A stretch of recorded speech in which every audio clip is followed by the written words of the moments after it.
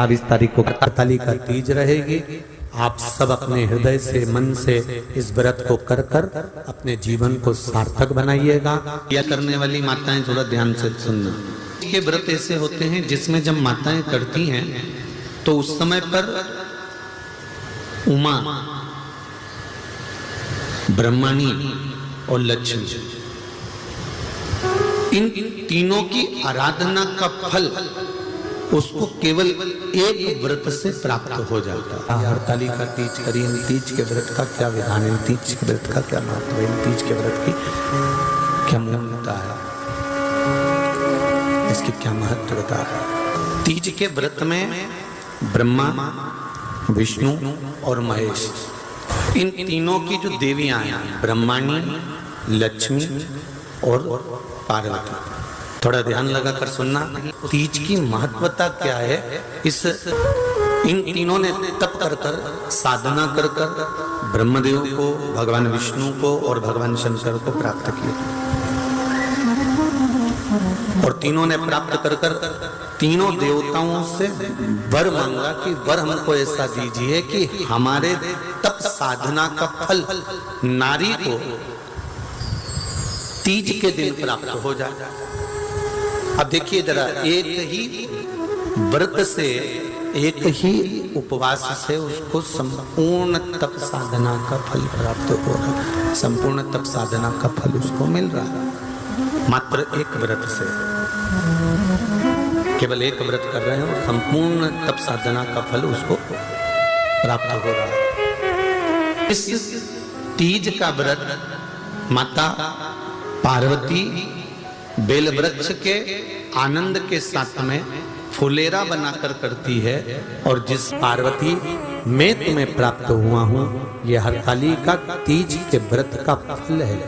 शिव जी कहते हैं पार्वती, जो नारी हरतालिका तीज के व्रत का स्मरण करती है, फुलेरा जो बांधा जाता है उसमें 5 माला से ज्यादा माला लटकना चाहिए, 5 से कम नहीं। कितनी?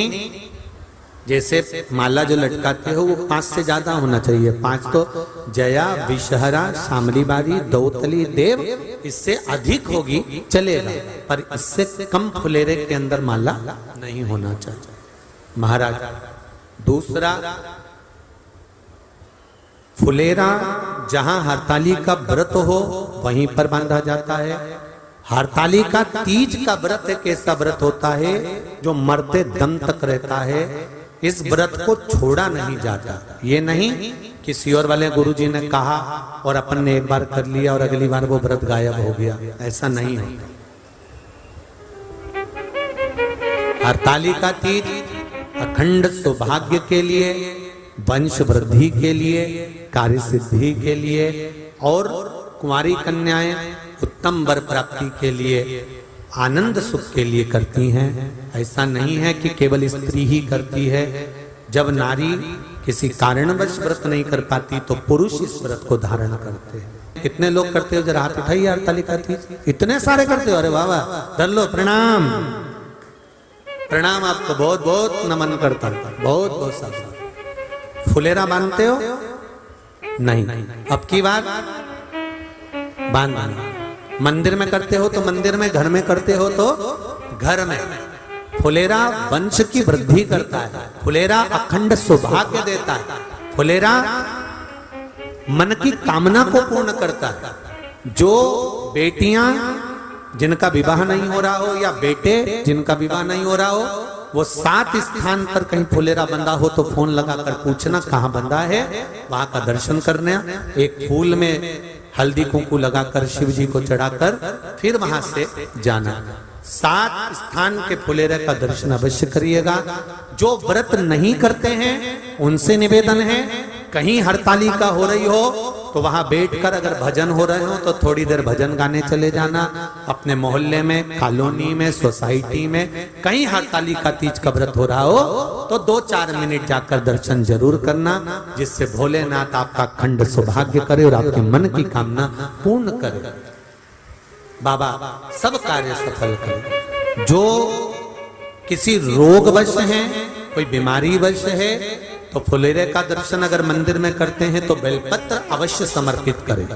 या कोई बड़ी बीमारी से ग्रसित है तो 7 वृक्ष की पत्ती, कोई भी 7 वृक्ष हो उसकी पत्ती तोड़कर हरतालिका तीज के दिन भगवान शंकर को अवश्य समर्पित करें। और केवल हरतालिका तीज के उस फुलेरे का दर्शन कर लिया, नहीं व्रत, और उस फुलेरे का दर्शन कर लिया तो महाराज शिव महापुराण की कथा, स्कंद पुराण की कथा बड़ा सुंदर वर्णन करती है कि हजारों हजार 16 सोमवार संकट सोमवार का जो पुण्य होता है मात्र हरतालिका तीज के फुलेरे का दर्शन करके जीव को प्राप्त हो जाता है। केवल एक फुलेरे का दर्शन कर, शंभु शंभु, केवल एक फुलेरे का दर्शन कर प्राप्त हो जाता है। महापुराण की कथा कहती है, एक बड़ा सुंदर संवाद वर्णन किया गया कि जिस दिन हरतालिका व्रत हो या सातुड़ी तीज हो या हरियाली तीज हो या गणगौर की तीज हो, ये नारी करती क्यों है? इसका व्रत का विधान क्या है, क्या क्यों करा जाए?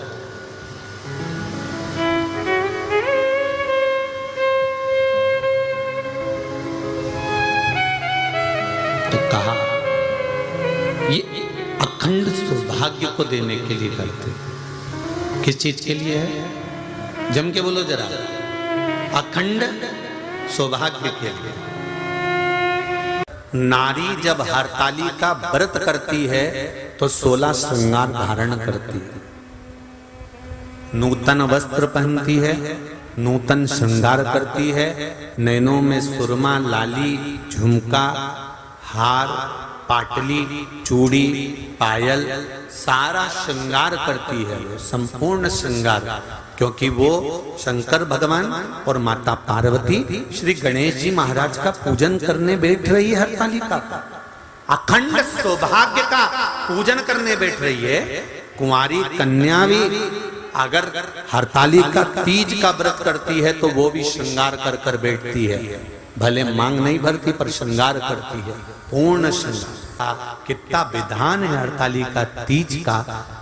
नारी सुबह से लेकर पूजन तक रात्रि भर कुछ नहीं पाती है, न पानी पीती है, न चाय, न दूध, न भोजन, यहाँ तक मुख में थूक राल भी आती है तो नहीं निकलती है, इतना उस व्रत का विधान। पाटे पर केले का पत्ता रखकर शिवलिंग का निर्माण करती, पार्वती जी का निर्माण करती, गणेश जी का निर्माण करती, विद्वान ब्राह्मण को बुलाकर पूजन करवाती, रात भर 5 समय, वैसे आटोयाम का समय पूजन करो, मना नहीं, पर 5 समय की पूजन ये नारी प्रदोष काल से जब थोड़ा सूर्य का अस्त होता है उसके समय पर, उसी के बाद वो पूजन करना प्रारंभ कर देती है और शिव की आराधना करती है। मौली, चंदन, रौली, हल्दी, अबीर, गुलाल, चावल सब शिव को समर्पित कर, फूल, पत्तियां, शमी पत्र, बेल पत्र, आंख का फूल, जहां जहां से पुष्प प्राप्त हो जाए वो पुष्प, 7 वृक्ष की पत्तियों को तोड़कर भी शंकर को समर्पित करते हैं। और दूध, दही, शहद, घी, शक्कर पूजन की थाली में सब रखकर शंकर भगवान के वस्त्र, नारी का अखंड सौभाग्य की सामग्री, वस्त्र आदि रखकर शिव जी का पूजन कर संकल्प कर हरतालिका तीज की कथा पढ़ भगवान शंकर का स्मरण किया जाता है। हरतालिका व्रत के अंतर्गत जब आप सुबह ब्रह्म मुहूर्त तक पूजन कर लें, पूजन करने के बाद में भगवान का विसर्जन करने के लिए जब नदी पर, तालाब पर, जहां बहता पानी हो, जहां सुंदर जल हो, बावड़ी, तालाब, नदी, जहां विसर्जन करने के लिए भगवान शंकर का जाएं तो जिसने व्रत करा होता है, जिसने उपास करा होता है, उसको विसर्जन तक जरूर जाना चाहिए। प्रयास।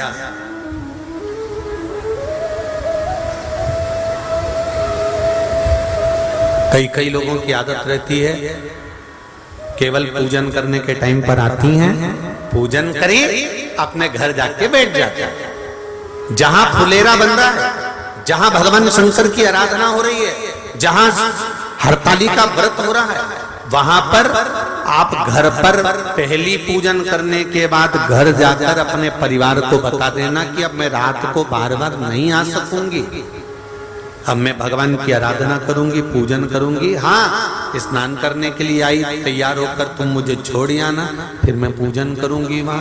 वो हो सकता है आना जाना, पर थोड़ा बैठ कर सत्संग, भजन, कीर्तन, श्री शिवाय नमस्तुभ्यम या पंचाक्षर मंत्र नमः शिवाय, नमः शिवाय या षडाक्षर मंत्र ओम नमः शिवाय या भगवान का भजन वहां बैठकर करते हैं। माताएं आखिरी पूजन करती है शंकर भगवान की, तो माता पार्वती जी को सिंदूर दान करती है। सिंदूर दान कर कर माताएं अपनी मांग में सिंदूर भरती है। हरतालिका तीज कर आप लोगों को स्मरण कि अगर घर में दुख आया है, तकलीफ आई है, कष्ट आया है, कोई परेशानी आई है, तो पार्थिव शिवलिंग का अगर निर्माण करा जाए और 7 वृक्ष की पत्तियों को तोड़कर 7 आचमन जल, 7 चुल्लू जल शिव को चढ़ाया जाए और 7 वृक्ष की पत्तियों को तोड़कर शंकर पर चढ़ाया जाए तो दुख कट जाता है। कुछ अच्छी खबर मिलती जरूर है। एक हरतालिका तीज के दिन फुलेरे का दर्शन, 7 जल के पात्र चढ़ाने से जो फल मिलता है, वो फल केवल हरतालिका तीज के फुलेरे का दर्शन कर कर हमें प्राप्त हो जाता है और हमारा आधा कष्ट उस फुलेरे के दर्शन से समाप्त हो। उस फुलेरे हरतालिका तीज का व्रत इतना भारी होता है, करवा चौथ का व्रत इतना भारी होता है, तीज का व्रत इतना भारी होता है कि हम कुछ भी नहीं खाते, यहां तक कि मुख में जल भी आता है ना, तो उसको भी हम निगल नहीं सकते। पर हरतालिका तीज का जो व्रत है, इसका उद्यापन तो ना तो पहले होए और इसका उद्यापन ना 13 वर्ष के पहले होए। इसका उद्यापन तो जब तक कन्या हो, चाहे स्त्री हो, चाहे नारी हो, चाहे पुरुष हो, हरतालिका तीज का अगर उसको उद्यापन करना है तो 13 वर्ष तक तो आपको व्रत करना ही पड़ेगा, उसके बाद ही इसका उद्यापन होता है। यदि आप उद्यापन कर रहे हो और आपका मन है कि मुझे उद्यापन करना ही है, तो 13 वर्ष तक जिस भाव से आप भगवान का व्रत कर रहे हो, साधना कर रहे हो, स्मरण कर रहे हो, उसी भाव से आप उसको करें। चतुर्थी के एक दिन पहले आ जाती है, सहज भाषा में समझ लो तीज को, हस्त नक्षत्र तृतीया। उसमें सबसे ज्यादा जरूरी है हरतालिका तीज का पूजन अगर आप कर रहे हो और हरतालिका तीज का अगर आप स्मरण कर रहे हो, तो उसमें सबसे ज़्यादा अगर कोई जरूरी है तो शंकर भगवान जहाँ विराजमान होते हैं, उनके ऊपर उनकी 5 कन्याओं का होना जरूरी है। मतलब ऊपर फुलेरा बंधना जरूरी। फुलेरा का मतलब जानते हो, एक शंकर भगवान नीचे विराजमान है और ऊपर जो जलाधारी बनती है ना, तो जलाधारी की जगह पर शंकर भगवान की हरतालिका तीज के दिन जब नारियां पूजन करती हैं, माताएं पूजन करती हैं, कन्याएं पूजन करती हैं, तो उस पर जलाधारी की जगह फुलेरा बनता है। मतलब फूल की मालाएं उसमें लटका दी जाती है। अब कितनी माला लटकाना चाहिए? प्रयास करना चाहिए कम से कम 5 माला उसमें होना जरूरी है, और 5 से ज़्यादा भी लटकाओगे चलेगा, पर 5 से कम नहीं होना चाहिए फुलेरा। 5 कौन कौन है ये? जया, विषहरा, सामरीवारी, दौतली, देव। शंकर भगवान की 5 बेटी। इससे अधिक अगर आप लटका रहे हो तो शंकर भगवान की और भी बेटियों का व्याख्यान है। मनसा है, अशोक सुंदरी है, ये शंकर भगवान की पुत्रियां। नर्मदा जी का स्मरण आ जाता है, नर्मदा है। तो ऐसा बेटियों का तो आप ज्यादा लटकाओगे चले जाएगा, पर कम नहीं। जैसे हरतालिका तीज का जो उद्यापन होता है, उद्यापन में सबसे मुख्य चीज क्या होती है कि जो भी आप वस्तु दान दे रहे हैं, जो भी आप वस्तु समर्पित कर रहे हैं, हरतालिका तीज के उद्यापन में जो भी सामग्री आप दे रहे हैं वो 5 होना चाहिए। जैसे फुलेरा का वर्णन किया कि फुलेरा 5 माला से ज्यादा होगा चलेगा, पर 5 से कम नहीं, अधिकता में। सबसे पहले हरतालिका पूजन, भगवान शिव की आराधना किसने करी थी? माता पार्वती। हरतालिका तीज का पूजन व्रत कुंवारी कन्या कर सकती है, शादी होने के बाद भी नारी कर सकती है। अंतिम अवस्था तक प्राण छूटे तब तक हरतालिका तीज का व्रत नहीं छोड़ना चाहिए। एक व्रत हमेशा याद रखो, एक एकादशी और एक हरतालिका।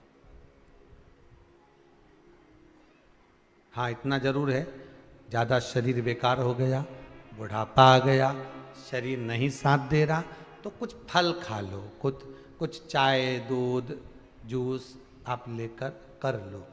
इतना भी नहीं बने, शरीर बहुत ही बेकार हो गया, तो आप एक समय फल का फलहार धारण कर लो, ठीक है। पर हरतालिका व्रत करने वाली माताएं भले उद्यापन कर दे तो उस व्रत को थोड़ा हल्का कर लो। उद्यापन करा मतलब तुमने व्रत को हल्का कर लिया, थोड़ा हल्का कर सकते।